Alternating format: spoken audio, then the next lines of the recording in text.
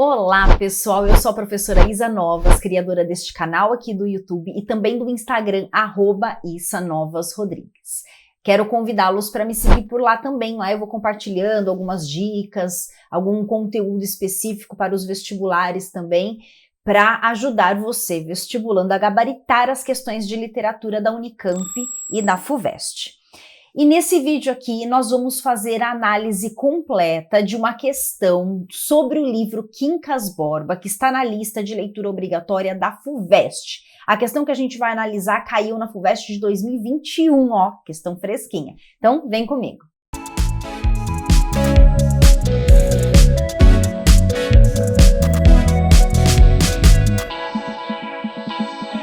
Eu vou pedir para que você faça o seguinte: pause o vídeo agora, faça a leitura desse texto da questão. Então, o texto tá aqui, certo? Depois, você pode pausar novamente, ler o enunciado e as alternativas e tentar fazer sozinho nesse primeiro momento, tá bom? Aí eu vou retomar o texto, enunciado, alternativas para a gente poder fazer a análise, mas é muito importante que você tente fazer também sozinho e verifique então onde você errou, ok? Então, bora lá! Agora que você já tentou fazer a questão, então vamos para a análise. Eu vou convidá-lo inicialmente a olhar a questão. Antes de começar qualquer tipo de leitura, eu sempre peço para os meus alunos olharem a questão. Então, o que a gente tem aqui? Um trecho do Quincas Borba, especificamente, e é esse trecho aqui. Nós temos uma única questão que será respondida, tá? Porque alguns vestibulares a gente tem uma questão para 2, 3 textos, às vezes a gente tem 2, 3 textos para uma questão e assim por diante. Então, é esse formato, essa estrutura que nós temos aqui. Um texto e uma questão. E é muito importante também vocês analisarem o enunciado antes de qualquer coisa. Sabendo que aqui a gente tem um trecho do Quincas Borba, a gente vai direto para o enunciado para entender o que ele está pedindo. Então vamos lá.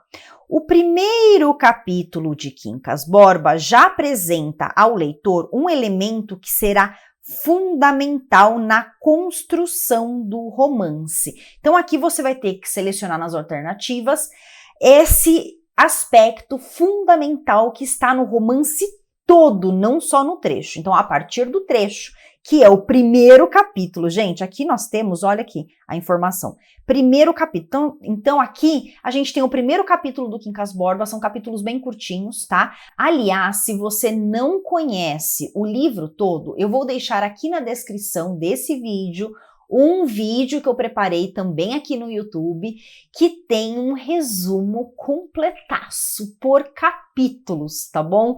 Então, olha, é um vídeo incrível que você começa o vídeo e termina sabendo tudo sobre Quincas Borba.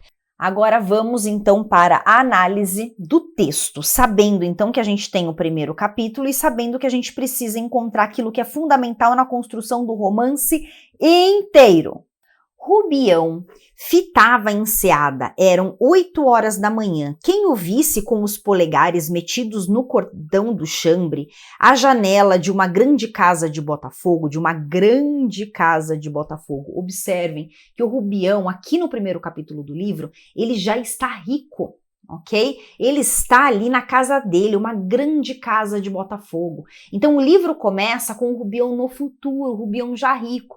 No capítulo 4 do livro ele volta para o passado e começa a contar então como é que o Rubião chegou nesse estágio, tá bom? Então vamos voltar. A janela de uma grande casa de Botafogo cuidaria que ele admirava aquele pedaço de água quieta, mas em verdade vos digo que pensava em outra coisa. Cotejava o passado com o presente, que era um ano, professor, ó, tá vendo aqui o passado, ó? O que era um ano? Professor, que é agora capitalista, então a comparação, né, do que ele era no passado, um pobre professor, e agora ele era um capitalista, um cara muito rico. Olha para si, para as chinelas, umas chinelas de Tunis, também indicando uma certa riqueza, status, tá? Que lhe deu o recente amigo Cristiano Palha. Para a casa, para o jardim, para a enseada, para os morros e para o céu, e tudo, desde as chinelas até o céu, tudo entra na mesma sensação de propriedade. o status, o poder que o dinheiro fornece. Parece que tudo é dele, tudo que ele olha, tudo que ele contempla é dele. Daí a gente tem uma fala do próprio Rubião. Vejam como Deus escreve direito por linhas tortas, pensa ele. Se Mana Piedade, a irmã dele, tá? Mana Piedade é a irmã dele. Se Mana Piedade tem casado com Quincas Borba, no passado, a irmã Piedade do Rubião ficou noiva do Quincas Borba, que era o amigo, tá? Se isso tivesse acontecido, se esse casamento tivesse se realizado, apenas me dando uma esperança colateral, ele teria ficado rico apenas por ser cunhado do cara rico. Não casou. Ambos morreram. No livro a gente tem essa informação, né, de que o Quincas Borba, o amigo dele, morreu e deixou toda a herança para o Rubião. E por que isso aconteceu? Porque quem morreu primeiro foi a irmã, a Piedade. Então, a irmã do Rubião morreu, eles estavam noivos, Piedade e Quincas Borba estavam noivos, a Piedade morreu, ela ficou doente, morreu cedo, antes do casamento acontecer, o Quincas Borba ainda continuou vivo, e o único amigo que restou foi o Rubião. O Quincas Borba não tinha família, o Quincas Borba não tinha ninguém, ele era um cara sozinho, o Rubião ficou com ele e cuidou dele, inclusive na enfermidade do Quincas Borba. Então, o Quincas Borba, quando ele estava no leito de morte, ele fez um testamento e deixou toda a herança dele para o Rubião, e o Rubião ficou riquíssimo. É por isso que ele se encontra nessa situação, numa casa grande, contemplando tudo, com aquela sensação de poder e tudo mais, tá? E aqui está tudo comigo, de modo, olha só, isso aqui é ironia, de modo que o que parecia uma desgraça, a morte de olha, a morte de Quincas Borba, a morte da irmã dele, tudo isso parecia uma desgraça, mas no final das contas, essa desgraça, né, a desgraça dessas mortes, foi um benefício para o Rubião, que se viu ali nesse momento de vida na corte do Rio de Janeiro, ricaço, certo? Então é uma grande ironia aqui que termina esse trecho que o Machado de Assis coloca brilhantemente, de modo que o que parecia uma desgraça, e daí ele para de pensar, né? Porque bate ali uma sensação, opa, peraí, né? O que é que eu tô pensando? Que vergonha, mas no final das contas eu consegui, né? Porque eu fiquei rico e os outros morreram. Então é assim que começa o livro, né? Um tapa na cara, já começa assim o livro do Quincas Borba. Então agora vamos voltar para o enunciado e fazer a análise das alternativas. Então o enunciado aqui a gente tem, né? O primeiro capítulo de Quincas Borba já apresenta ao leitor um elemento que será fundamental na construção do romance. Então qual é esse elemento fundamental na construção do romance? Então, vem aqui comigo. Olha aqui pra mim. Você que conhece o Quincas Borba, se você não conhece, eu já falei pra você ir lá no meu vídeo pra conhecer, né? Agora, se você já conhece o Quincas Borba, coloca aqui pra mim nos comentários qual é o elemento fundamental do livro inteiro, que percorre o livro de cabo a rabo. Gente, é a tal da filosofia das batatas, ao vencedoras batatas, certo? E essa filosofia diz o quê? Diz que o mais forte sempre vence, ao vencedor as batatas, a vitória, né? E aos vencidos, ódio ou compaixão, aos perdedores, o fracasso, a morte, o nada, tá? Então, essa filosofia do Quincas Borba mostra a sociedade como um todo. Mostra que a sociedade, ela é composta dos poderosos e dos marginalizados, é composta dos ricos e dos pobres, dos saudáveis e dos doentes, e assim por diante. A sociedade é composta dessa maneira, e quem está nessa parte aqui, né, na parte do marginalizado, do fraco, do doente, do pobre, é a parte que mais sofre, é a parte que padece na nossa sociedade, enquanto as outras pessoas estão lá, ricas, maravilhosas, felizes, né, aproveitando todos os prazeres que a vida pode proporcionar. Então, agora a gente vai para as alternativas. Primeiro observa, se você fez o que eu pedi no início do vídeo, aliás, você tá gostando disso? Vamos parar aqui. Você tá gostando desse vídeo, dessa análise? Tá completa? Então você vai curtir aqui, tá bom? Então agora vamos voltar. Então é o seguinte, você fez o que eu pedi? Você tentou fazer a questão antes dessa minha análise? Olha de novo para as alternativas, dá uma olhada na alternativa que você assinalou, nas alternativas que você eliminou, você mantém a mesma resposta? E aí? Então vamos para a análise agora.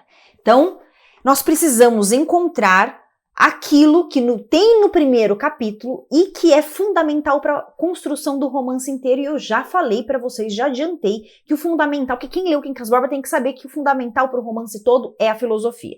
Então, letra A. A contemplação das paisagens naturais, como se lê em Ele admira aquele pedaço de água quieta. Vocês acham que Quincas Borba fala de paisagens naturais? Não, né, minha galera? Não.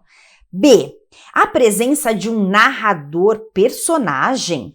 Gente, o narrador do Quincas Borba é narrador personagem? Não, o narrador do Quincas Borba é aquele narrador diferentão, né? É aquele narrador que conversa com o leitor, mas ele não é personagem da história, tá? Ele é um narrador que ele vai conversar, ele vai dialogar, ele vai dar palpite, ele vai saber de tudo. É um narrador extremamente completo. É um narrador de uma característica do realismo do Machado de Assis. Porém, ele não é personagem da história. Então, a gente pode também eliminar a letra B. C. A sobriedade do protagonista ao avaliar o seu percurso, como se lê em cotejava o passado com o presente. Ele está ali comparando o passado com o presente. Mas o Rubião é sóbrio. Quem leu Quincas Borba sabe que de sóbrio o Rubião não tem nada. Vamos eliminar a letra C. Letra D. O sentido místico e fatalista que rege os destinos, como se lê em Deus escreve direito por linhas tortas. Gente, o livro Quincas Borba, ele mostra, não é fatalidade. Não é que as coisas acontecem porque tem que acontecer, porque Deus quis. Não, não é não. Acontece por conta do ser humano, acontece por conta da sociedade, que menospreza o mais fraco e valoriza aquele que é mais forte, tá? Então não é fatalista, não é porque Deus quis. Então a gente pode eliminar a letra D. Então a gente sobrou aqui a letra E, claro, né? Mas a gente precisa, numa análise de questões, sempre saber por que aquela alternativa é a correta e por que as outras foram eliminadas, sem chute. Precisa ter consciência da sua escolha.